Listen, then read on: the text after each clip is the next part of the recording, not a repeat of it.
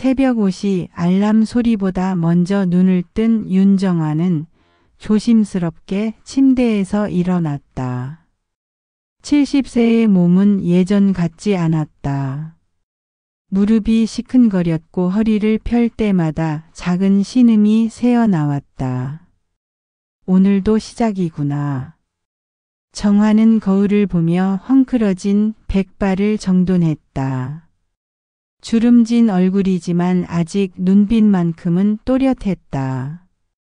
30년 전 남편을 먼저 보낸 후 혼자 살아온 세월이었다. 작은 원룸에서 간단히 세수를 마친 정화는 두꺼운 외투를 걸치고 집을 나섰다. 차가운 새벽 공기가 얼굴을 스쳤다. 카페까지는 걸어서 15분 거리. 버스를 타면 편하겠지만 매일 아침 걷는 것이 건강관리의 전부였다. 병원비를 아끼려면 건강을 지켜야 했다. 정화 씨, 또 일찍 나오셨네요. 이른 아침 문을 여는 슈퍼마켓 주인이 인사를 건넸다. 네, 오늘도 좋은 하루 되세요. 정화는 환하게 웃으며 답했다. 항상 웃는 얼굴로 인사하는 것이 30년 동안 지켜온 습관이었다. 정환의 카페는 작은 골목 모퉁이에 있는 10평 남짓한 공간이었다. 간판도 낡았고 인테리어도 오래되었지만 단골 손님들에게는 마음의 쉼터 같은 곳이었다. 자, 오늘도 시작해볼까? 정화는 카페 문을 열고 들어가 불을 켰다. 먼저 난방을 틀고 커피 머신을 점검했다. 25년 된 낡은 기계지만 정성껏 관리해서 아직도 잘 작동했다. 원두를 갈면서 정화는 오늘 올 손님들을 떠올렸다. 김 선생님은 아메리카노, 영희 씨는 바닐라 라떼, 준호는 카페 모카. 70세 나이에 기억력이 흐려질 법도 한데 정화는 단골 30여 명의 이름과 취향을 모두 외우고 있었다. 오전 6시 30분 첫 손님이 도착했다. 할머니 안녕하세요. 고등학생 준호였다. 학교 가기 전 매일 들르는 단골이었다. 준호야, 오늘도 일찍 왔네. 시험 공부는 잘 돼가? 네, 할머니 덕분에요. 여기서 공부하면 집중이 잘 돼요. 정화는 준호가 좋아하는 카페 모카를 만들기 시작했다. 우유 거품을 내는 동안 손목이 아팠지만 내색하지 않았다. 자, 여기. 오늘 쿠키도 하나 더 넣어줬어. 감사합니다, 할머니. 준호는 구석자리에 앉아 책을 펼쳤다. 정화는 그 모습을 흐뭇하게 바라봤다. 오전 7시 출근길 손님들이 하나둘 모여들기 시작했다. 정화 할머니 아메리카노 하나요. 네, 잠시만요. 정화는 분주하게 움직였다. 손님이 많지는 않았지만 혼자 모든 걸 하려니 숨이 찼다. 할머니 손 괜찮으세요? 떨리시는 것 같은데. 단골 직장인 영희가 걱정스럽게 물었다. 아이고 괜찮아. 아침이 좀 찬가 봐. 사실은 관절염 때문이었지만 티 내고 싶지 않았다. 오전 시간이 지나고 오후가 되자 카페는 한산해졌다. 정화는 잠깐 의자에 앉아 쉬었다. 허리가 너무 아팠다. 병원에 가봐야 하는데. 하지만 이번 달 수입을 계산해 보니 병원비를 낼 여유가 없었다. 월세 60만 원, 전기요금, 원두가. 손님이 줄면서 수입도 줄었다. 점심 무렵 낯선 손님이 들어왔다. 어서 오세요. 30대로 보이는 남자였다. 정장 차림에 서류 가방을 들고 있었다. 커피 한 잔 주세요. 네, 무엇으로 드릴까요? 아무거나요. 정화는 정성껏 아메리카노를 내렸다. 손님은 커피를 받아들고 주변을 둘러봤다. 여기 오래 하신 것 같은데 몇 년이나 되셨어요? 25년 됐어요. 아, 그렇군요. 남자는 의미심장하게 고개를 끄덕이고는 커피를 마시고 나갔다. 이상한 사람이네. 정화는 고개를 갸웃했지만 곧 잊었다. 오후 3시 단골 할머니들이 모여들었다. 정화야, 오늘도 고생이 많네. 에이, 무슨 고생이에요. 보고 싶어서 오시는 거 아니에요. 정화는 할머니들과 수다를 떨며 여유로운 시간을 보냈다. 이 시간이 하루 중 가장 즐거웠다. 근데 정화야, 너 요새 얼굴이 많이 피곤해 보여. 그래? 그냥 나이 들어서 그런가 봐. 병원은 가봤어? 아직은 괜찮아. 사실 괜찮지 않았다. 밤마다 허리 통증 때문에 잠을 설쳤고 손가락 관절은 커피잔을 들 때마다 욱신거렸다. 저녁 6시 카페 문을 닫을 시간이 다가왔다. 정화는 마지막 손님을 배웅하고 청소를 시작했다. 걸레질을 하다가 허리를 삐끗했다. 아이고. 정화는 한참을 허리를 잡고 서 있어야 했다. 눈물이 날 것 같았지만 참았다. 이렇게 늙어가는구나. 70세. 아직 일할 수 있다는 게 감사했지만 언제까지 버틸 수 있을지 자신이 없었다. 집으로 돌아가는 길, 정화는 슈퍼에 들러 저녁 재료를 샀다. 라면과 계란 한 판. 그게 이번 주 식비의 전부였다. 정화 씨, 이것만 사요. 슈퍼 주인이 걱정스럽게 물었다. 네, 나 혼자 먹는데 이것도 많아요. 원룸에 도착한 정화는 간단히 라면을 끓여 먹고 일찍 잠자리에 들었다. 내일도 새벽 5시에 일어나야 했다. 침대에 누워 천장을 바라보며 정화는 생각했다. 25년. 정말 오래도 했네. 카페를 시작한 건 45세 때였다. 남편이 세상을 떠난 후 생계를 위해 시작한 일이었다. 처음에는 아무것도 몰랐지만 손님들의 웃는 얼굴을 보며 보람을 느꼈다. 하지만 이제는 몸이 말을 듣지 않았다. 손님도 줄고 수입도 줄었다. 언제까지 할 수 있을까? 불안한 마음에 잠을 이루기 어려웠다. 몇 번을 뒤척이다가 간신히 잠들었다. 그 밤 정화는 꿈을 꾸었다. 젊은 시절 남편과 함께 카페를 차리겠다고 꿈꾸던 그때로 돌아간 꿈이었다. 여보, 우리 카페 이름 뭐로 할까? 당신 이름으로 하자. 정화네 카페. 꿈속에서 남편이 웃으며 말했다. 정화는 꿈속에서도 눈물을 흘렸다. 그리움인지 외로움인지 알 수 없는 눈물이었다. 새벽 5시 다시 알람이 울렸다. 정화는 천천히 몸을 일으켰다. 오늘도 내일도 카페는 계속될 것이었다. 그게 정화가 살아가는 방법이었다. 아침 9시 카페에 손님이 한산할 무렵 정화의 휴대폰이 울렸다. 모르는 번호였지만 받았다. 여보세요? 윤정화 고객님 맞으십니까? 국민은행 여신관리팀입니다. 네, 맞는데요.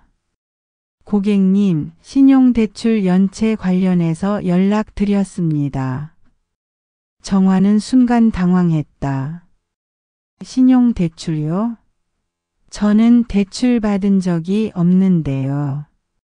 확인 결과 작년 8월에 5천만 원 신용대출이 실행되었고 현재 3개월째 연체 중입니다. 그럴 리가 없어요. 제가 은행에 간 적도 없는데 고객님 명의로 대출이 실행됐고 보증인도 고객님으로 되어 있습니다. 연체 이자가 계속 불어나고 있으니 빨리 처리하셔야 합니다. 전화를 끄는 정화는 손이 떨렸다. 5천만 원? 그런 큰 돈을 어떻게? 정화는 서둘러 은행으로 향했다. 카페 문을 닫고 택시를 타는 것도 몇 년 만이었다. 은행에 도착한 정화는 담당 직원에게 상황을 설명했다. 제 명의로 대출이 있다고요? 네, 여기 보세요. 직원이 서류를 보여줬다. 분명히 정화의 이름과 주민등록번호가 적혀 있었다. 이 서류. 제가 서명한 적이 없어요. 그런데 여기 신분증 사본도 있고 인감증명서도 첨부되어 있는데요. 정화는 서류를 자세히 들여다봤다. 서명 필체가 자신의 것이 아니었다.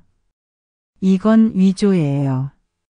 누가 제 서류를 도용한 거예요. 그럼 경찰에 신고하셔야 합니다. 은행으로서는 정식 절차를 거쳐 실행된 대출이라. 그래도 이건 잘못된 거잖아요. 정화의 목소리가 떨렸다. 70평생 은행 대출 한 번 받아본 적 없는 사람이 이렇게 거액의 빚을 떠안게 되다니. 집으로 돌아온 정화는 어떻게 해야 할지 막막했다. 그때 문득 떠오른 사람이 있었다. 며느리 박미라. 작년 여름 미라가 잠깐 들렀을 때 인감도장과 신분증을 보여달라고 했던 기억이 났다. 어머님, 지훈이 이름으로 아파트 청약 넣으려는데 서류가 필요해서요. 그때는 의심 없이 빌려줬었다. 정화는 서둘러 아들 지훈에게 전화를 걸었다. 지훈아, 엄마야. 엄마, 무슨 일이세요? 목소리가 왜 그래요? 너 작년에 아파트 청약 넣었니? 청약요? 무슨 청약요? 정화는 가슴이 철렁 내려앉았다. 미라가 내 이름으로 청약 넣는다고 했는데. 엄마, 저희는 청약 같은 거 안 했는데요. 왜요? 정화는 은행에서 있었던 일을 설명했다. 전화 너머로 지훈의 당황한 숨소리가 들렸다. 엄마, 제가 바로 가볼게요. 1시간 후 지훈이 카페로 달려왔다. 45세의 아들은 초췌해 보였다. 엄마, 정말 죄송해요. 지훈아, 이게 대체 무슨 일이니? 지훈은 고개를 들지 못했다. 미라가 사업 자금이 필요하다고 해서 제 명의로 대출 받았는데 그것도 모자라서. 그래서 내 명의까지 도용한 거야. 죄송해요, 엄마. 제가 몰랐어요. 몰랐다고? 내 아내가 시어머니 명의를 도용했는데 몰랐어? 정화의 목소리가 높아졌다. 평생 화를 내본 적 없는 사람이 이렇게 목소리를 높이는 것은 처음이었다. 제가 갚을게요. 5천만 원을 내가 어떻게 갚아? 너도 빚이 있다며? 지우는 아무 말도 하지 못했다. 그날 저녁 정화는 며느리 미라와 직접 만났다. 미라는 38세로 한때 작은 옷가게를 운영했었다. 어머님, 정말 죄송해요. 미라는 형식적으로 사과했지만 진심은 느껴지지 않았다. 미라 씨, 어떻게 시어머니 명의를 몰래 쓸 수 있어요? 어머님, 저도 어쩔 수 없었어요. 사업 자금이 급했고 은행에서 더 이상 대출이 안 나와서. 그래도 이건 범죄예요. 범죄까지야. 어차피 제가 갚을 건데요. 미라의 태도에서 반성은 찾아볼 수 없었다. 그럼 지금 당장 갚을 수 있어요. 지금은 좀 어려워요. 사업이 잘 안 돼서. 그럼 언제? 조금만 기다려 주시면. 정화는 한숨이 나왔다. 이 사람에게 돈을 맡긴 은행도 서류를 빌려준 자신도 모두 바보 같았다. 미라 씨, 경찰에 신고해야 할 것 같아요. 그 말에 미라의 얼굴이 굳어졌다. 어머님, 그러시면 안 돼요. 제가 전과자 되면 지훈이는 어떻게 해요? 아이들은요? 그럼 내가 이 빚을 떠안으라고? 제가 꼭 갚을게요. 조금만 시간을 주세요. 그때 지훈이 끼어들었다. 엄마, 미라를 경찰에 신고하는 건 우리 가족이 다 망하는 거예요. 지훈아, 그래도 이건 범죄야. 알아요. 하지만 아이들 생각이라도 해주세요. 정화는 두 손자를 떠올렸다. 중학생과 초등학생인 손자들의 얼굴이 눈에 선했다. 엄마, 제가 어떻게든 갚을게요. 제발 경찰에는 신고하지 말아주세요. 지훈이 무릎을 꿇었다. 45세 아들이 70세 어머니 앞에서 무릎을 꿇는 모습에 정화는 눈물이 났다. 일어나, 지훈아. 엄마. 경찰 신고는 조금 생각해 볼게. 정화는 차마 아들과 손자들의 인생을 망칠 수 없었다. 집으로 돌아온 정화는 밤새 잠을 이루지 못했다. 5천만 원. 카페 수입으로는 평생 갚을 수 없는 돈이었다. 은행에서는 매일 독촉 전화가 왔다. 고객님, 연체 이자가 계속 불어나고 있습니다. 빨리 상환하지 않으면 신용불량자가 됩니다. 신용불량자. 정화는 그 말이 무서웠다. 70평생 성실하게 살아왔는데 이렇게 끝나는 건가? 며칠 후 정화는 카페 문을 열면서도 멍한 상태였다. 손님들이 인사를 해도 제대로 대답하지 못했다. 할머니, 오늘 안색이 안 좋으신데 괜찮으세요? 단골 준호가 걱정스럽게 물었다. 응, 괜찮아. 그냥 좀 피곤해서. 하지만 괜찮지 않았다. 5천만 원이라는 빚이 어깨를 짓눌렀고 며느리의 배신이 가슴을 찔렀다.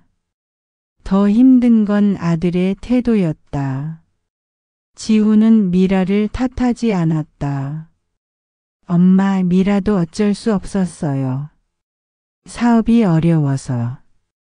가족을 위해 범죄를 저지른 며느리를 아들은 감싸고 있었다. 정화는 처음으로 깨달았다. 자신은 이 가족에게 그저 이용당하는 존재일 뿐이라는 것을. 그날 밤 정화는 또 꿈을 꾸었다. 하지만 이번엔 악몽이었다. 빚쟁이들에게 쫓기고 카페를 빼앗기는 꿈이었다. 새벽에 깬 정화는 베개가 눈물로 젖어 있는 것을 발견했다. 이제 어떻게 하지? 70세 노인에게 5천만 원은 절망 그 자체였다. 일요일 저녁 정화는 지훈의 집으로 향했다. 온 가족이 모여 저녁 식사를 하기로 했지만 정화의 마음은 무거웠다. 할머니. 초등학생 손자 민수가 반갑게 달려왔다. 민수야, 잘 지냈어? 네. 할머니, 오늘 저 시험에서 100점 맞았어요. 정화는 억지로 웃으며 손자를 안아줬다. 아이들은 아무것도 모르고 있었다. 거실에서는 중학생 손녀 지영이가 TV를 보고 있었다. 할머니 안녕하세요. 그래, 지영아. 공부는 잘 되니? 네, 그런데 할머니 얼굴이 안 좋으신 것 같아요. 아니야, 괜찮아. 부엌에서 미라가 음식을 준비하고 있었다. 정화와 눈이 마주치자 미라는 어색하게 웃었다. 어머님 오셨어요? 곧 식사 준비 끝나요. 응. 정화는 짧게 대답하고 소파에 앉았다. 평소 같으면 부엌으로 가서 도와줬을 텐데 오늘은 그럴 기분이 아니었다. 지훈이 퇴근 후 집에 도착했다. 엄마 오셨어요? 응. 오늘 저녁 맛있는 거 많이 준비했어요. 편하게 드세요. 지훈의 말에는 미안함이 묻어 있었지만 정화는 그게 더 불편했다. 식탁에 온 가족이 모였다.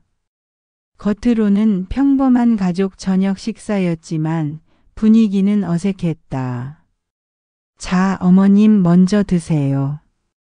미라가 반찬을 정화 앞에 놓았다. 하지만 정화는 젓가락을 들 수가 없었다. 미라 씨. 정화가 낮은 목소리로 불렀다. 네, 어머님. 우리 얘기 좀 해야 할 것 같은데.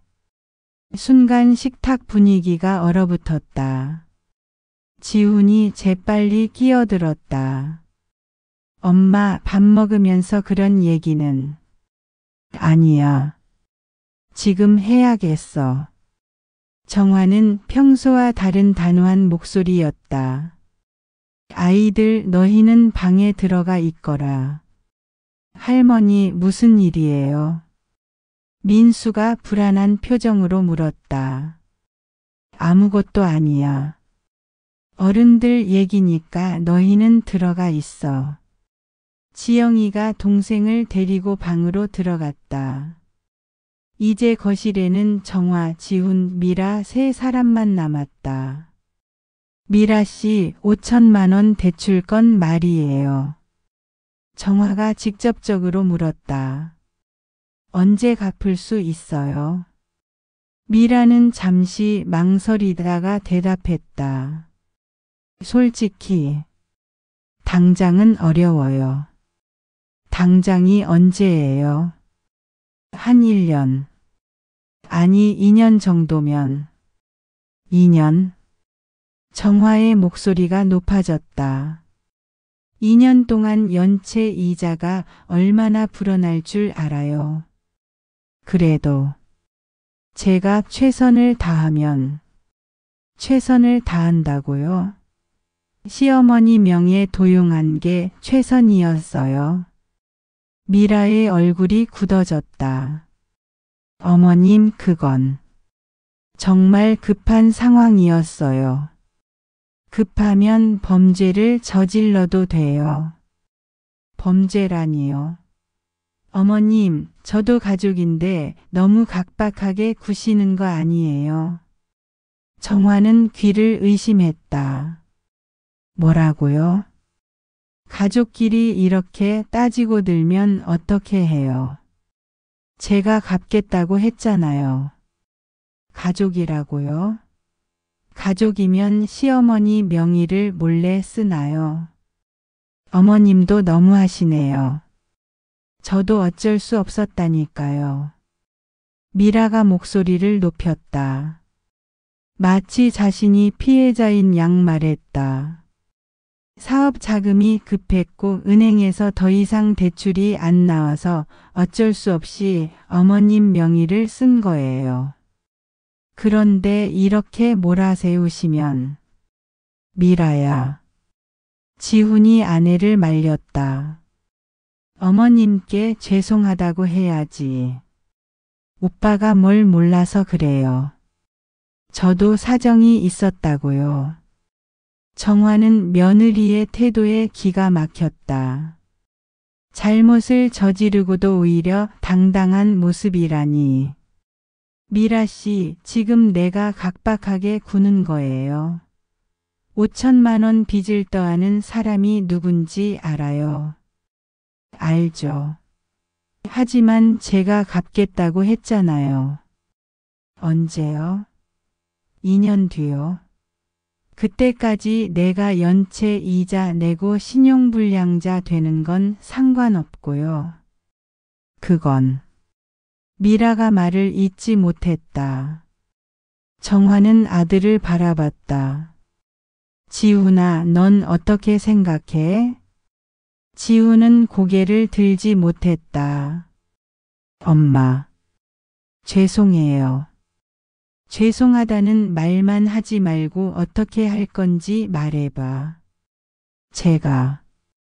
제가 월급에서 조금씩 갚을게요. 조금씩? 내 월급이 얼마나 되는데? 300만 원이요.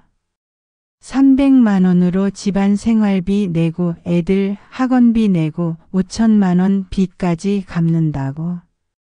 지우는 아무 대답도 하지 못했다. 그때 미라가 다시 입을 열었다. 어머님, 그럼 어쩌자는 거예요? 이미 일어난 일인데. 경찰에 신고해야죠. 뭐라고요? 미라의 얼굴이 창백해졌다. 제가 전과자 되면 우리 가족 다 망해요. 그건 당신이 생각했어야죠. 어머님. 미라가 소리를 질렀다. 정말 너무하시네요. 저도 사람이에요.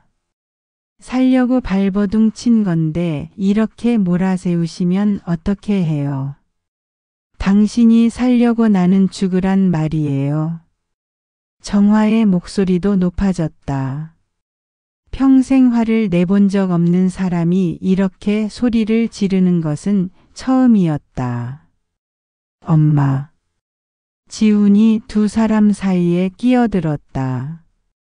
그만하세요. 이러다가 정말 가족이 다 깨져요. 이미 깨졌어. 정화가 외쳤다. 40년 동안 너를 키우고 내 가정을 도왔는데 이렇게 배신을 당할 줄은 몰랐어. 엄마. 지훈이 무릎을 꿇었다. 제발. 제발 경찰에는 신고하지 마세요.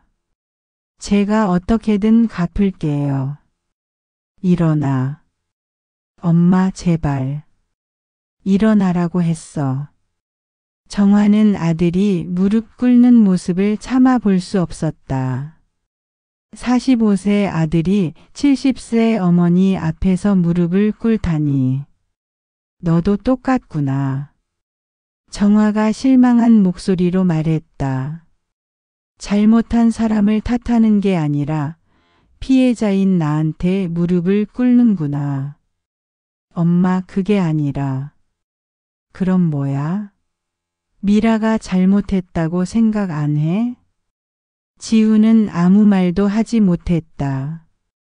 정화는 깨달았다. 아들은 아내 편이었다. 40년 키운 어머니보다 15년 산 아내가 더 중요했다. 나 간다. 정화가 일어섰다. 엄마 어디 가세요? 내가 있을 곳이 아닌 것 같아서. 엄마. 지훈이 정화의 팔을 잡았다. 제발. 조금만 기다려 주세요. 제가 어떻게든 할게요. 정화는 아들의 손을 뿌리쳤다. 잠시만 버티라고? 2년을 버티라고? 그동안 내가 어떻게 되든 상관없고. 그게 아니라. 됐어. 내가 알아서 할게. 정화는 돌아서서 현관으로 향했다. 할머니. 방에서 나온 민수가 불렀지만 정화는 돌아보지 않았다. 눈물이 나올 것 같아서였다. 집 밖으로 나온 정화는 차가운 밤 공기를 마셨다. 가슴이 답답했다. 40년.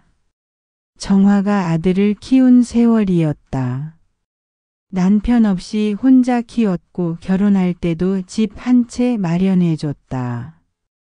하지만 지금 그 아들은 어머니보다 범죄를 저지른 아내를 선택했다. 정화는 걸으면서 눈물을 흘렸다.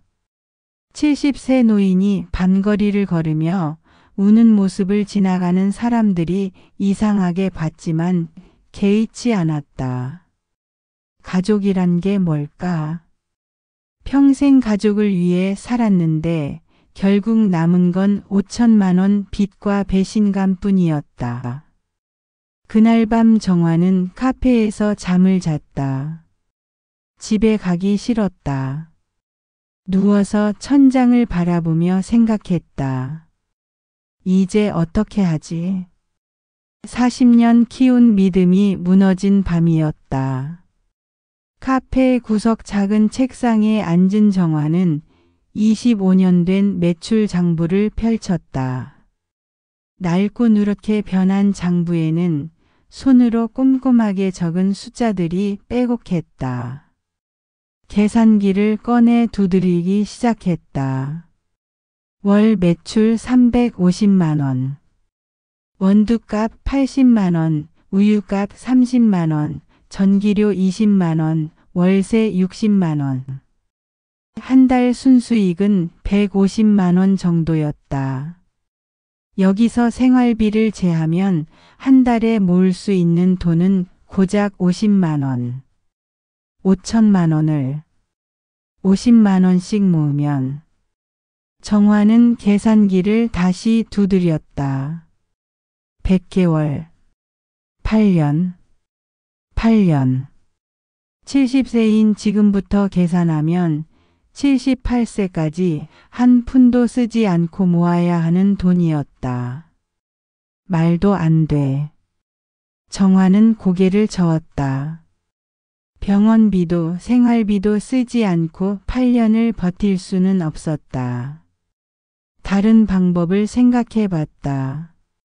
카페를 팔면? 하지만 이 작은 카페가 얼마나 될까?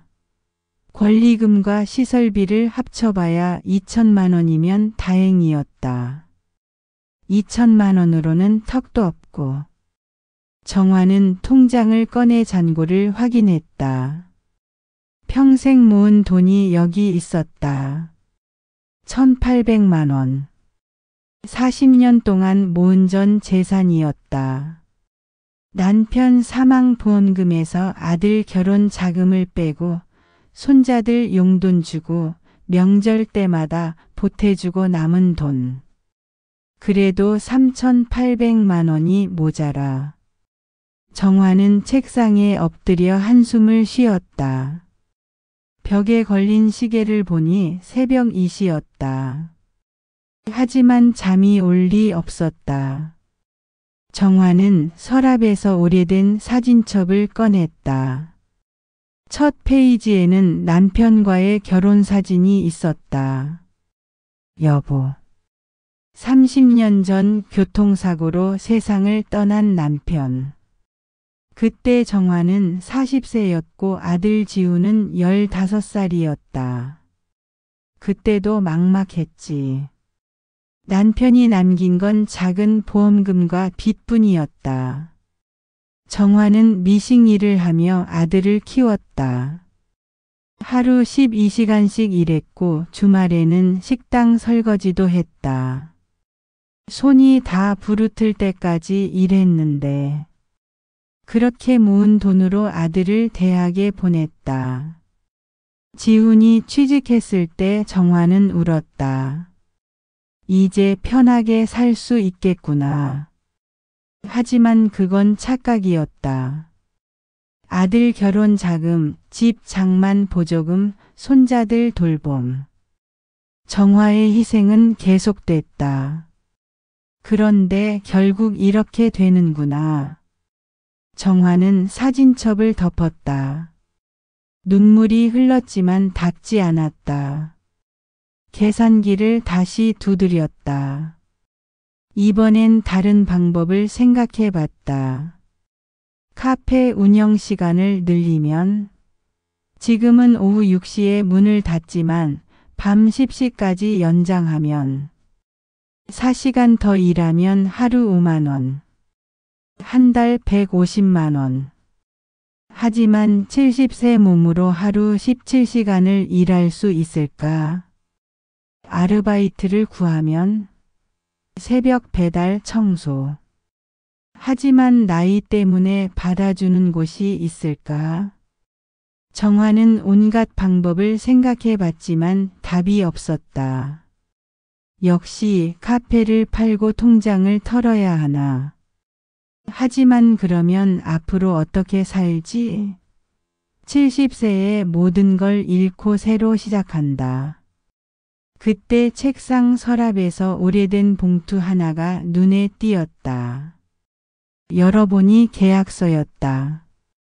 25년 전 카페를 시작할 때 작성한 임대차 계약서. 그 아래에는 남편이 남긴 편지가 있었다. 정화야, 내가 먼저 가서 미안해. 많은 걸 못 남겨줘서 미안해. 하지만 너는 강한 사람이야. 지훈이 잘 키울 거라 믿어.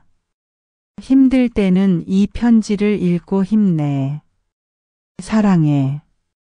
정화는 편지를 읽으며 눈물을 흘렸다. 여보, 나 강하지 않아. 이제 지쳤어.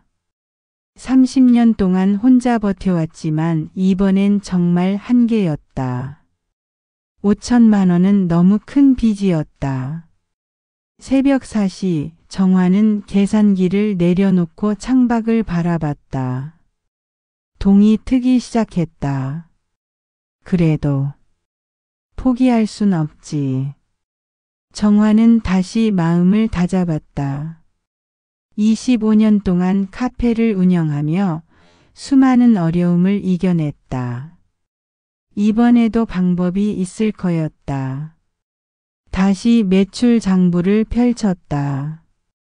이번엔 다른 각도로 봤다. 단골 손님들을 늘리면, 메뉴를 추가하면, SNS 홍보를 하면, 70세 할머니가 SNS를 웃긴 생각이었지만 요즘 젊은 사람들은 다 그걸 쓴다고 했다. 정화는 메모지에 계획을 적기 시작했다. 1. 영업시간 연장 마이너스 밤 9시까지. 2. 메뉴 추가 마이너스 샌드위치, 디저트. 3. 단골 늘리기 마이너스 할인 이벤트. 4. 아르바이트 구하기 마이너스 저녁 시간만. 5. SNS 배우기 마이너스 준호한테 물어보기. 적다 보니 조금 희망이 보이는 것 같았다. 그래, 할 수 있어. 정화는 자신에게 다짐했다. 70세지만 아직 일할 수 있었다. 손은 떨려도 허리는 아파도 마음만은 포기하지 않았다. 내가 평생 아껴 모은 돈, 내 이름이 걸린 신용. 다 빼앗길 수는 없어. 정화는 일어서서 커피 머신을 켰다. 곧 아침이 되면 손님들이 올 것이었다. 거울을 보니 눈가에 눈물 자국이 남아 있었다. 정화는 찬물로 얼굴을 씻고 새로 화장을 했다. 손님들 앞에서는 웃어야지. 그게 25년 동안 지켜온 원칙이었다. 오전 6시 카페 문을 열었다. 평소보다 30분 일찍 연 것이었다. 할머니 오늘 일찍 여셨네요. 첫 손님 준호가 들어왔다. 응, 오늘부터 일찍 열기로 했어. 와, 좋은데요. 아침에 공부할 시간이 더 생겼네요. 정화는 환하게 웃으며 카페 모카를 만들었다. 손은 여전히 떨렸지만 마음만은 단단했다. 할 수 있어. 반드시 해낼 거야. 40년 전 남편을 잃고도 버텼고 혼자 아들을 키웠고 25년 동안 카페를 운영했다. 이번에도 이겨낼 수 있을 거였다. 다만 이번엔 방법이 달라야 했다. 혼자 참고 버티는 게 아니라 적극적으로 싸워야 했다. 정화는 카운터 아래 서랍에서 법률 상담 전단지를 꺼냈다. 며칠 전 우편함에 들어있던 것이었다. 무료 법률 상담. 노인 저소득층 우대. 일단 상담부터 받아보자. 정화는 전화번호를 휴대폰에 저장했다. 그리고 다시 계산기를 꺼내 두드렸다. 이번엔 희망을 계산하기 위해서였다. 하루 5만 원씩 더 벌면 한 달 150만 원. 2년이면 3,600만 원. 물론 쉽지 않을 것이었다. 70세 몸으로 하루 17시간 일하는 것은 고통스러울 것이었다. 하지만 정화는 결심했다. 며느리에게 당하고만 있을 수는 없었다. 아들이 무능해도 가족이 배신해도 자신만은 포기하지 않기로 했다. 여보 지켜봐줘. 내가 해낼 테니까. 정화는 하늘을 향해 속삭였다. 남편이 들을 것 같았다. 새벽에 카페에서 70세 할머니는 다시 일어설 준비를 하고 있었다. 새벽 계산을 마친 정화는 한 가지 결론에 도달했다. 혼자서는 안 된다는 것. 70세의 몸으로 하루 17시간씩 일하는 것은 불가능했다. 다른 방법을 찾아야 해. 정화는 며칠 동안 고민했다. 그러다 문득 떠오른 것이 있었다. 협동조합. 얼마 전 뉴스에서 본 내용이었다. 여러 사람이 함께 운영하는 카페가 성공했다는 이야기. 정화는 휴대폰을 꺼내 검색을 시작했다. 70세 할머니가 인터넷을 검색하는 것은 쉽지 않았지만 준호가 알려준 대로 천천히 따라했다. 협동조합 카페, 청년 창업, 공동 운영. 읽다 보니 가능성이 보였다. 하지만 누구와 함께 할 것인가가 문제였다. 그때 정화는 두 명의 얼굴을 떠올렸다. 단골 손님인 청년 둘이었다. 첫 번째는 서준이었다. 28세의 청년은 6개월 전부터 거의 매일 카페에 와서 공부를 했다. 바리스타 자격증을 준비 중이라고 했다. 할머니, 커피 정말 맛있어요. 나중에 저도 카페 하고 싶어요. 서준은 늘 그렇게 말했다. 두 번째는 민지였다.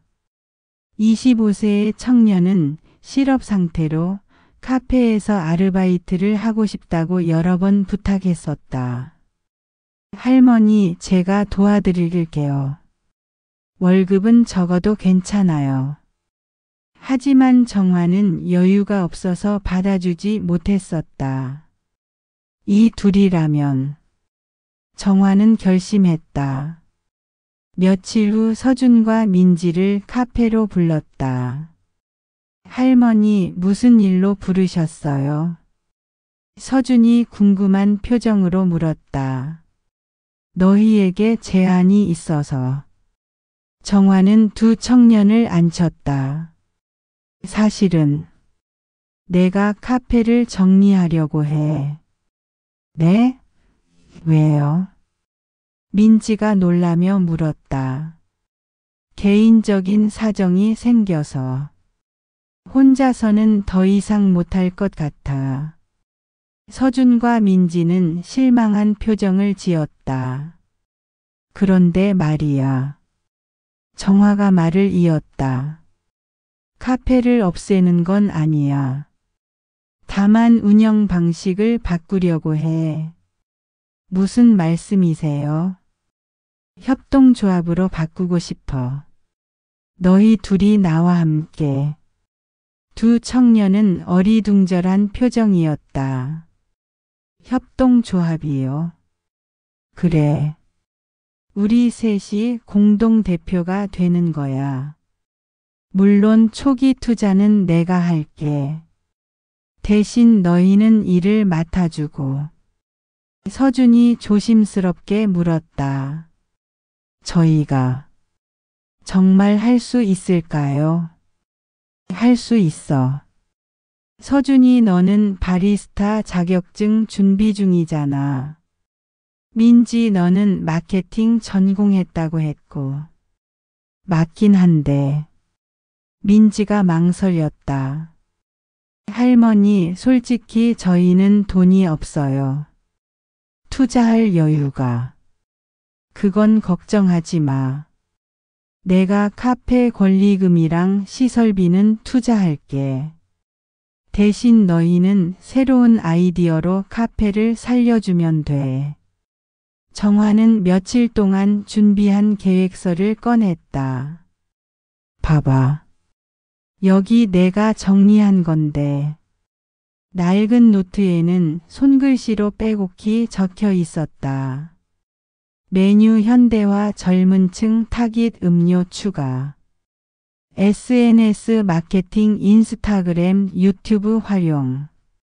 공간 리모델링, 1인 작업 공간 확대. 이벤트 기획, 오픈 마이크, 북토크 등.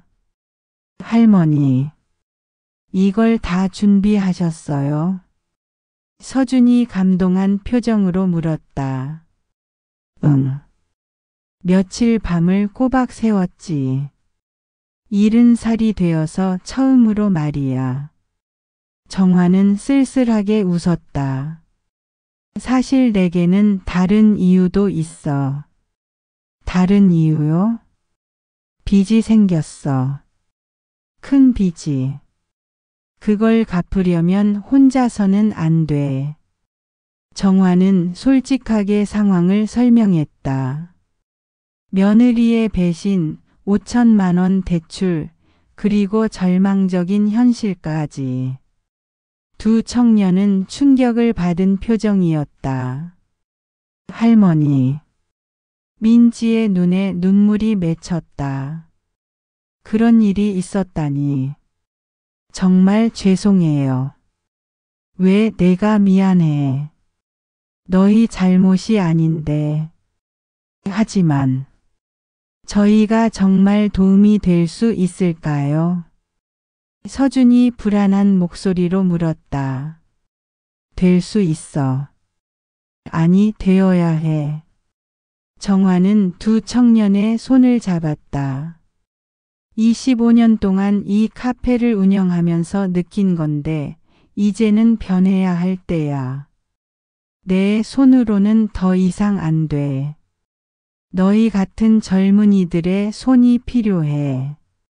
할머니, 이젠 내 손이 아니라 너희 손에서 이 카페가 살아 있어야 한다. 정화의 말에 서준과 민지는 서로를 바라봤다. 저 할게요. 서준이 먼저 말했다. 정말요? 제가 할 수 있을까요? 할 수 있어요. 우리 함께라면. 민지도 고개를 끄덕였다. 저도 할게요. 할머니 혼자 두고 갈 수 없어요. 두 청년의 눈에서 눈물이 흘렀다. 고마워. 정말 고마워. 정화도 눈물을 흘렸다. 70년을 살면서 이렇게 기쁜 눈물은 처음이었다. 그럼 내일부터 본격적으로 시작하자. 먼저 변호사랑 협동조합 등록부터 하고. 네, 할머니. 두 청년은 힘차게 대답했다. 그날 저녁 세 사람은 카페에 모여 미래를 설계했다. 할머니, 일단 SNS부터 시작하는 게 어때요? 민지가 제안했다. 인스타그램에 할머니 바리스타 이야기를 올리면 화제가 될 것 같아요. 나? 70살 할머니가? 네, 요즘 사람들은 그런 스토리를 좋아해요. 서준도 동의했다. 맞아요. 25년 전통의 할머니 카페가 젊은이들과 협동조합으로. 이거 완전 뉴스거리예요. 정화는 신기했다. 자신의 나이와 경험이 오히려 장점이 될 수 있다니. 그리고 메뉴도 바꿔야 해요. 민지가 노트에 적기 시작했다. 할머니 특제 커피를 시그니처 메뉴로 만들고 거기에 젊은 감각의 음료를 추가하는 거예요. 좋아. 너희가 연구해봐. 나는 25년 노하우를 전수해 줄게. 계획을 세우는 동안 정화는 희망을 느꼈다. 혼자가 아니라는 것, 함께 할 사람들이 있다는 것이 이렇게 힘이 되는지 몰랐다. 할머니. 서준이 조심스럽게 물었다. 그 빚은 정말 갚을 수 있을까요? 갚을 수 있어. 우리가 함께라면. 정화는 확신에 찬 목소리로 말했다. 물론 쉽지 않을 거야. 아마 몇 년은 걸릴지도 몰라. 하지만 포기하지 않으면 언젠가는 갚을 수 있어. 네, 할머니. 저희가 꼭 도와드릴게요. 민지가 다짐했다. 그날 밤 정화는 오랜만에 편안하게 잠들었다. 여전히 5천만 원 빚은 무거웠지만 이제는 혼자가 아니었다. 꿈속에서 남편이 나타났다. 잘했어, 정화야. 너는 정말 강한 사람이야. 여보, 이제 좀 희망이 보이는 것 같아. 그래. 넌 할 수 있어. 항상 그랬잖아. 정화는 꿈속에서 웃었다. 다음 날 아침 카페 문 앞에는 새로운 간판이 걸렸다. 정환의 카페 마이너스 할머니와 청년들의 협동조합. 25년 된 카페가 새롭게 태어나는 순간이었다. 협동조합 준비를 마친 정환은 또 하나의 결심을 했다. 서울을 떠나기로. 25년 살았던 원룸 집주인에게 전화를 걸었다. 사장님, 저 정화예요. 다음 달부터 계약 연장 안 할게요. 네? 정화 씨, 갑자기 왜요? 다른 데로 이사 가려고요. 집을 정리하기 시작했다. 30년 동안 모은 물건들이 방 가득했다. 옷, 그릇, 사진첩, 낡은 가구들. 이제 다 필요 없구나. 정화는 대부분을 버리기로 했다. 짐을 최소화해야 했다. 며칠 후 아들 지훈에게 전화가 왔다. 엄마, 제가 좀 뵐게요. 무슨 일이야? 그냥 할 얘기가 있어서요. 다음 날 지훈이 카페로 찾아왔다. 초췌해 보였다. 엄마 들었어요. 서울 떠나신다고. 누가 말했니? 민지 씨가. 협동조합 준비하면서 알게 됐어요. 정화는 고개를 끄덕였다. 그래, 맞아. 떠날 거야. 왜요? 여기 25년 사셨잖아요. 그래서 떠나는 거야. 너무 오래 한 곳에 있었어. 지훈은 이해할 수 없다는 표정이었다. 엄마 그 빚. 제가 정말 갚을게요. 됐어. 내 이름으로 진 빚은 내가 갚을 거야. 하지만은 없어. 이미 결정했어. 정화의 목소리는 단호했다. 어디로 가실 건데요? 목포요? 왜 거기로? 바다가 보고 싶어서. 사실은 서울 집값의 10분의 1도 안 되는 목포 원룸을 구한 것이었다. 보증금 500만 원, 월세 30만 원. 생활비를 최소화하기 위해서였다. 엄마 제발. 그러지 마세요. 지훈의 목소리가 떨렸다. 내가 잘못했어요. 미라도 반성하고 있어요. 반성? 정화는 씁쓸하게 웃었다. 지난번에 내가 각박하다고 하던 그 사람이? 그건 미라도 상황이 어려워서 그랬던 거예요. 됐어, 지훈아. 나는 이제 내 인생을 살 거야. 엄마. 40년 동안 너를 위해 살았어. 이제는 내가 하고 싶은 대로 살 거야. 정화는 일어섰다. 그리고 당분간 연락하지 마. 내가 마음 정리할 시간이 필요해. 엄마. 정말 이러실 거예요. 지훈의 눈에 눈물이 맺혔다. 응. 이래야 해.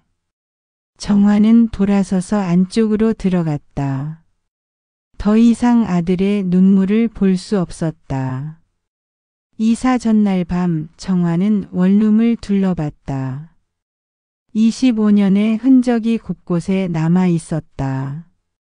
부엌벽에는 아들 지훈의 어린 시절 키 재던 자국이 남아 있었다. 140cm, 150cm, 160cm. 매년 생일마다 재던 기억이 났다. 이제 안녕이구나.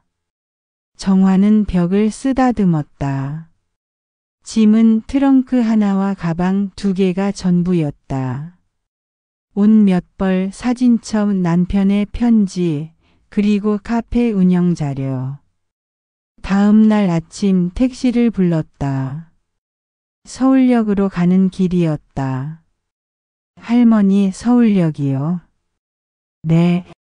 차장 밖으로 익숙한 거리가 지나갔다. 25년 동안 걸었던 길, 단골 슈퍼, 동네 병원. 안녕. 정화는 작게 중얼거렸다. 서울역에 도착해 KTX표를 끊었다. 목포행 오전 10시 30분. 플랫폼에서 기다리는 동안 휴대폰이 울렸다. 지훈이었다. 엄마 정말 가시는 거예요? 응. 제발. 한 번만 더 생각해 주세요. 이미 충분히 생각했어. 손자들은요? 민수랑 지영이는 어떡하고? 그 애들은 너희가 잘 키워. 엄마. 지훈아, 너도 이제 어른이야. 45살이면 충분히 혼자 설 나이지. 전화를 끊으려는데 지훈이 다급하게 말했다. 엄마 사랑해요. 정화는 잠시 말을 잇지 못했다. 나도 사랑한다. 하지만 사랑만으로는 부족했다. 배신과 실망은 사랑보다 깊었다. 기차에 올랐다.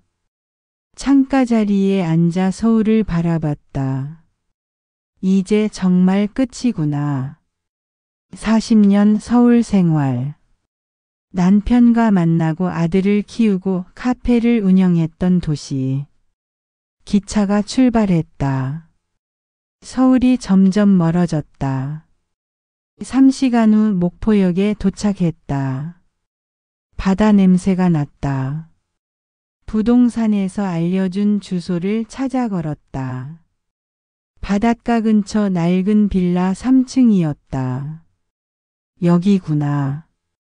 10평도 안 되는 작은 원룸. 하지만 창밖으로 바다가 보였다. 이 정도면 충분해. 짐을 풀었다. 얼마 없는 짐이라 금방 끝났다. 침대에 누워 천장을 바라봤다. 70년 인생에서 가장 가벼운 순간이었다. 집도 가족도 의무도 없었다. 오직 5천만 원 빚과 새로운 시작만이 있었다. 휴대폰을 켰다. 서준과 민지에게 메시지를 보냈다. 목포 도착했어.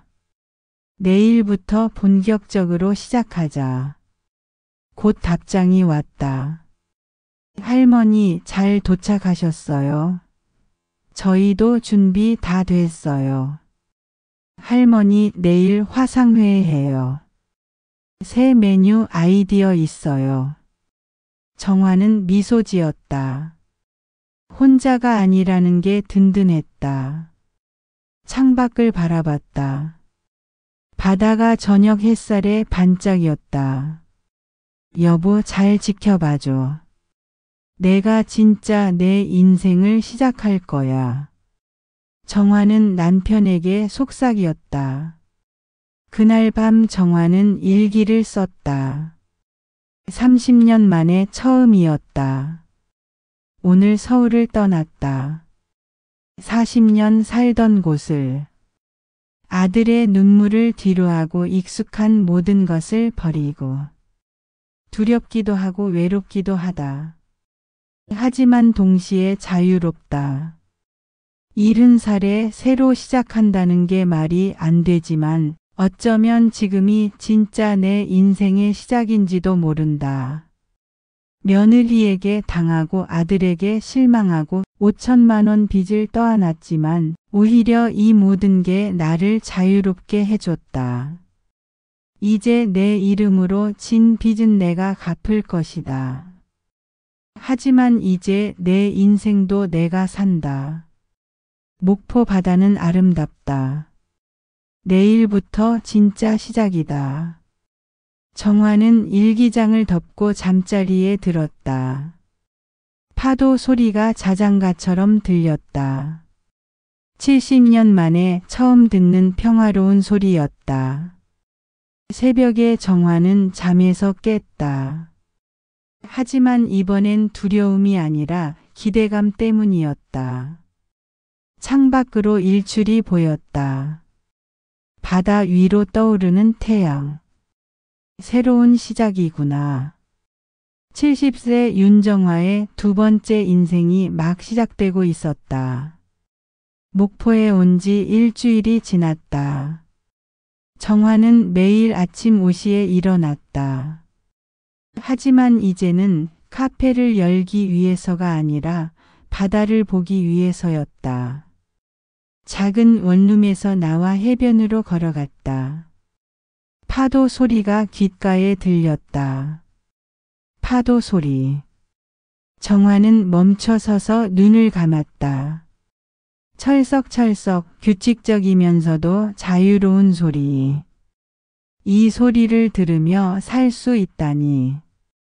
70년 인생에서 처음으로 느끼는 평화였다.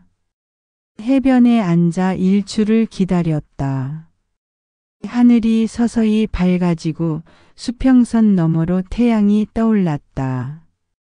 아름답다. 정화는 중얼거렸다. 서울에서는 한 번도 본 적 없는 광경이었다. 문득 자신에게 말을 걸어봤다. 윤정화. 처음으로 자신을 이름으로 불러봤다. 40년 동안 엄마, 사장님, 할머니로만 불렸지 정작 자신의 이름을 부른 적은 없었다. 윤정화 70살. 이제 시작이야. 이상하게도 힘이 났다. 자신을 이름으로 부르니 한 사람의 인간으로 존재하는 느낌이었다. 시장 아주머니들과도 금방 친해졌다. 할매 서울서 왔다며? 혼자? 생선 가게 아주머니가 물었다. 네, 혼자 살아요. 아이고, 자식들이 효도를 안 하나? 아니에요. 제가 좋아서 온 거예요. 요즘 할매들은 참 당차네. 처음엔 호기심 어린 시선이었지만 곧 정화는 시장의 일원이 되었다. 정화 할매, 오늘 갈치 싱싱헌디 가져가시오. 고마워요. 얼마예요? 에이, 그냥 가져가시오. 오늘 인심 좋은 날이요. 그럴 순 없죠. 괜찮제. 할매가 낮이 익어지니께 그냥 주고 싶어지네. 작은 친절들이 쌓여갔다. 서울에서는 25년을 살아도 이웃과 인사조차 나누지 못했는데 여기서는 일주일 만에 이름을 불러주는 사람들이 생겼다. 정화 씨, 오늘 바다 산책 갔다 왔어요. 같은 빌라 2층에 사는 할머니가 물었다. 네, 매일 아침 가요. 나도 같이 가도 되겠어? 물론이죠. 이렇게 산책 친구도 생겼다. 김순자 할머니 73세. 남편과 사별하고 혼자 산 지 10년이라고 했다. 나도 자식들이 서울에 있는디 안 가고 여기 살아요. 왜요? 거식이 뭐여? 눈치 보기 싫어서제. 여기가 편해요. 정화는 고개를 끄덕였다. 같은 처지였다. 일주일 후 정화는 서울에 서준 민지와 화상회의를 했다. 할머니, 잘 지내세요? 민지가 밝게 웃었다. 응, 잘 지내. 바다가 참 좋더라. 저희는 카페 리모델링 시작했어요. 서준이 카메라를 돌려 공사 중인 카페를 보여줬다. 벽을 밝은 색으로 칠하고 테이블도 새로 들여놨어요. 잘하고 있네. 메뉴는? 할머니가 알려주신 레시피로 시그니처 메뉴 만들었어요. 이름은 정화 할머니의 특제 커피예요. 정화는 뭉클했다. 고맙다. 할머니 인스타그램 반응도 좋아요. 70세 할머니가 청년들과 함께 만든 카페라는 스토리가 화제예요. 정말? 네, 벌써 팔로워 1만 명이 넘었어요. 정화는 신기했다. 자신의 이야기가 사람들에게 희망을 주고 있다니. 할머니 다음 주에 오픈해요. 오실 수 있으세요? 정화는 잠시 망설였다. 아직은 못 갈 것 같아. 왜요? 서울에 가면 또 마음이 흔들릴 것 같아서. 서준과 민지는 이해한다는 표정이었다. 괜찮아요, 할머니. 준비되면 오세요. 그날 오후 우편함에 편지가 와 있었다. 손자 민수가 보낸 편지였다. 할머니께. 할머니 보고 싶어요. 엄마가 할머니는 바다 보러 갔다고 했어요. 언제 돌아오세요? 저 시험에서 100점 맞았어요. 할머니한테 보여드리고 싶었는데. 할머니 사랑해요. 빨리 돌아오세요. 민수 올림. 편지를 읽는 정화의 눈에 눈물이 맺혔다. 민수야. 손녀 지영의 편지도 있었다. 할머니. 저도 할머니 보고 싶어요. 카페 가도 할머니가 안 계셔서 슬퍼요.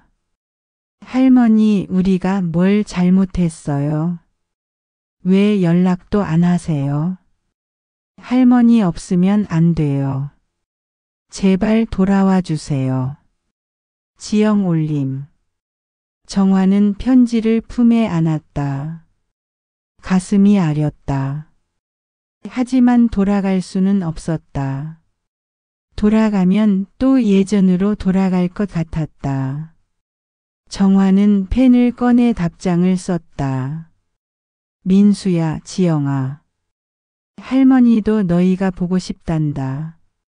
하지만 할머니는 지금 새로운 인생을 시작했어. 너희는 잘못한 게 없어. 할머니가 너무 오랫동안 다른 사람으로만 살았던 거야. 이제 할머니도 윤정아로 살고 싶어. 이해해 주렴. 바다는 참 아름답단다.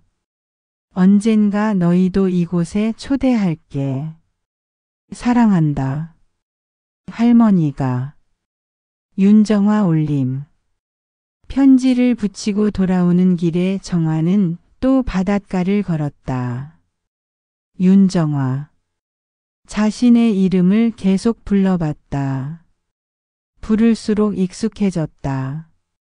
저녁이 되자 순자 할머니가 찾아왔다. 정화 씨, 저녁 같이 먹어요. 내가 된장찌개 끓였어요. 그래요. 고마워요. 두 할머니는 작은 식탁에 마주 앉았다. 정화 씨 표정이 많이 밝아졌어요. 그래요.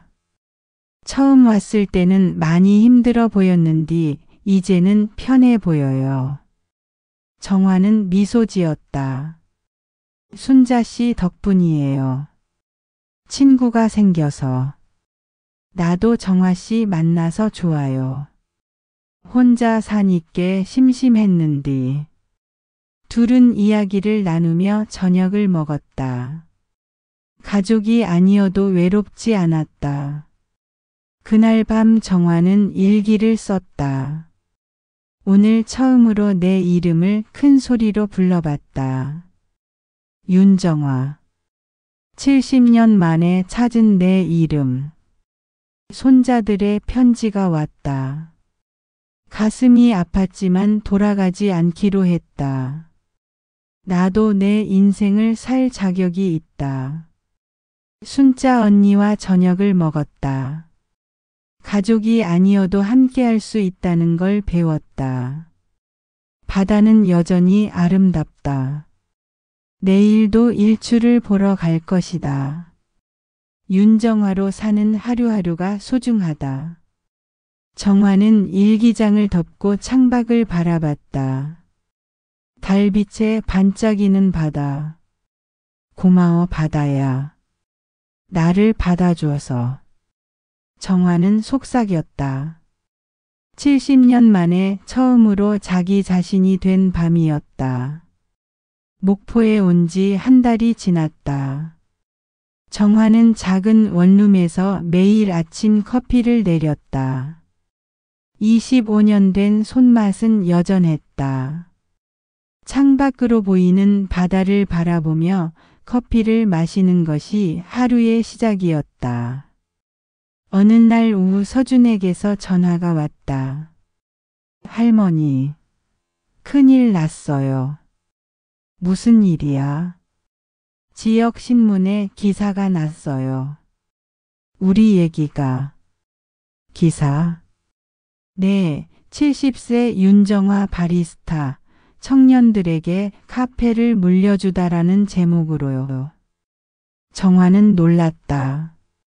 어떻게 그런 기사가? 기자가 찾아와서 인터뷰했어요. SNS 보고 관심 가졌다면서요. 그래서? 대박이에요, 할머니. 기사 나온 후로 손님이 엄청 늘었어요. 줄 서서 기다릴 정도예요. 정화는 기뻤다. 청년들이 잘 되고 있다니. 잘 됐구나.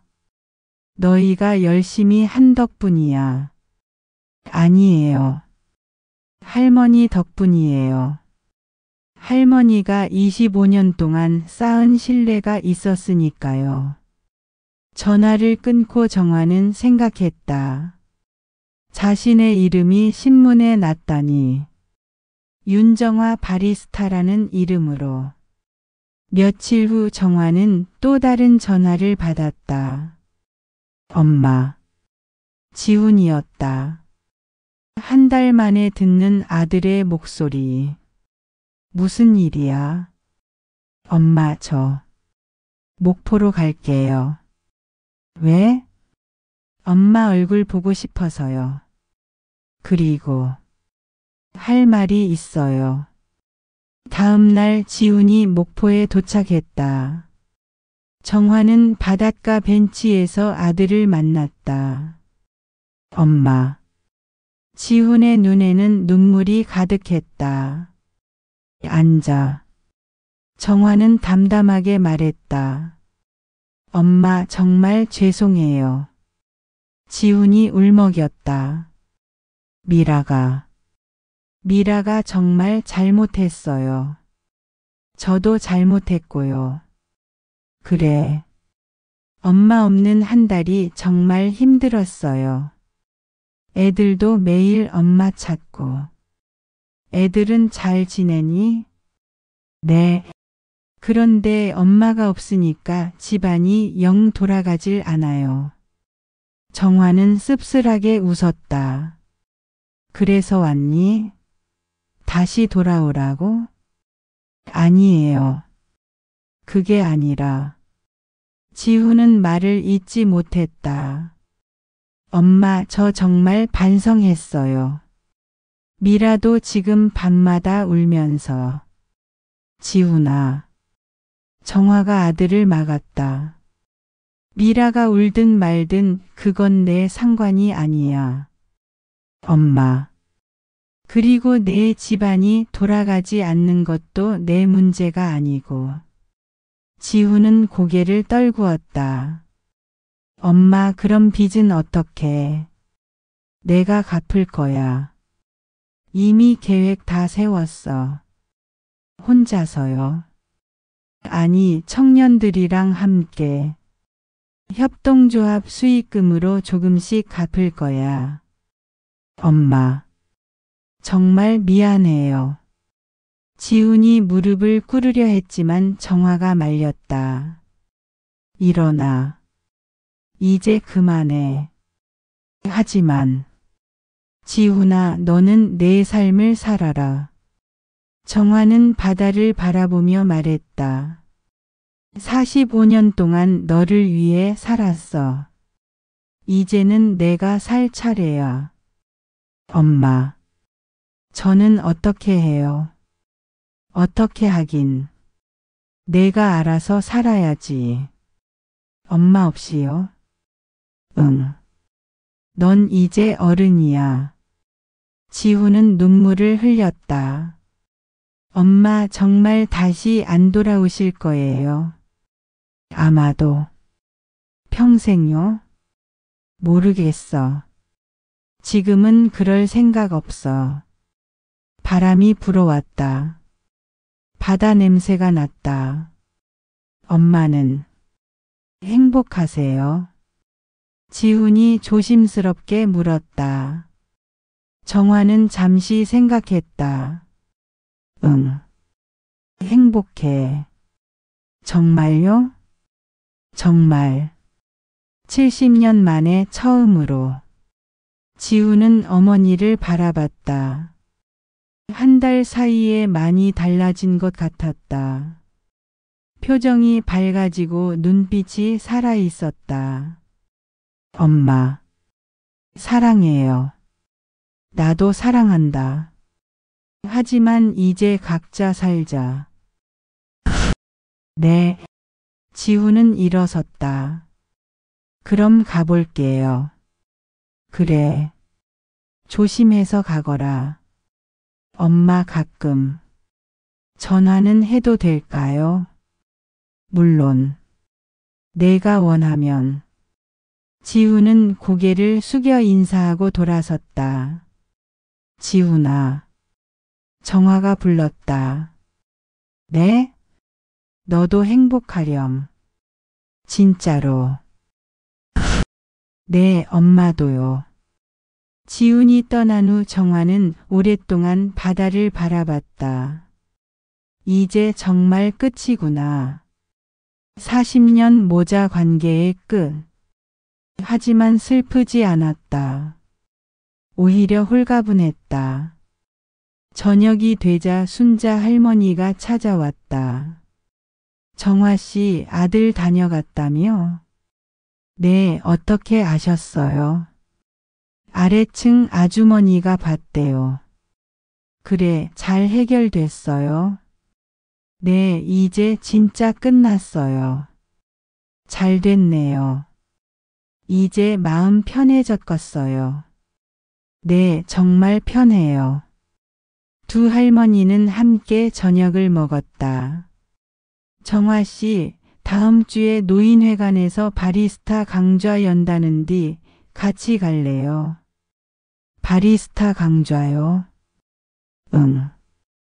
지역 청년들이 어르신들 대상으로 무료로 가르쳐 준대요. 정화는 웃었다. 재밌겠네요. 같이 가요. 그날 밤 정화는 마지막 일기를 썼다. 오늘 지훈이가 다녀갔다. 눈물로 사과했지만 나는 담담했다. 이제 정말 각자의 길을 가기로 했다. 슬프지 않다. 오히려 자유롭다. 나는 이제 누구의 엄마도 아니다. 누구의 희생도 아니다. 그저 윤정화일 뿐이다. 70년 만에 찾은 내 이름. 이 이름으로 남은 삶을 살겠다. 바다는 여전히 아름답고 내일도 일출을 보러 갈 것이다. 윤정화로서. 다음 날 아침 정화는 창문을 활짝 열었다. 바다바람이 불어왔다. 상쾌했다. 작은 주방에서 커피를 내리기 시작했다. 원두를 갈고 물을 데우고 정성껏 추출했다. 25년 동안 해온 일이지만 오늘은 달랐다. 누군가를 위해서가 아니라 자신을 위해 내리는 커피였다. 윤정화를 위한 커피. 정화는 중얼거렸다. 커피 향이 집 안가득 퍼졌다. 창가에 앉아 커피를 마시며 바다를 바라봤다. 아침 햇살이 파도 위에서 반짝였다. 정화는 조용히 속삭였다. 나는 이제 누구의 엄마도 누구의 희생도 아니다. 내 이름 윤정화로 살겠다. 바람이 대답하듯 불어왔다.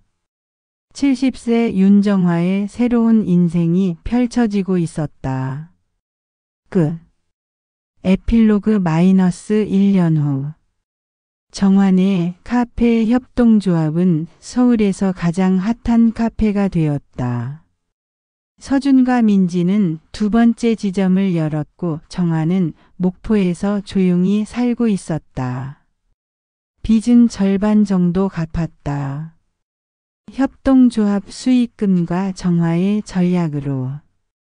손자들은 방학 때마다 목포를 찾았다. 정화는 할머니가 아닌 정화 이모로 아이들을 맞았다. 지훈과 미라는 여전히 서울에서 살았다. 가끔 안부 전화가 왔지만 정화는 적당한 거리를 유지했다. 어느 날 한 잡지사에서 인터뷰 요청이 왔다. 70세의 인생을 다시 시작한 윤정화 씨의 이야기를 다루고 싶습니다. 정화는 수락했다. 인터뷰 마지막 질문. 가장 하고 싶은 말씀이 있다면? 정화는 잠시 생각하다 답했다. 나이는 숫자일 뿐입니다. 70세에도 새로 시작할 수 있어요. 중요한 건 자기 이름으로 사는 용기예요. 기사 제목은 이렇게 뽑혔다. 70세에 찾은 내 이름 - 윤정화의 용기. 그날도 정화는 바닷가 창문을 열고 커피를 내렸다. 자신을 위한, 윤정화를 위한 커피를.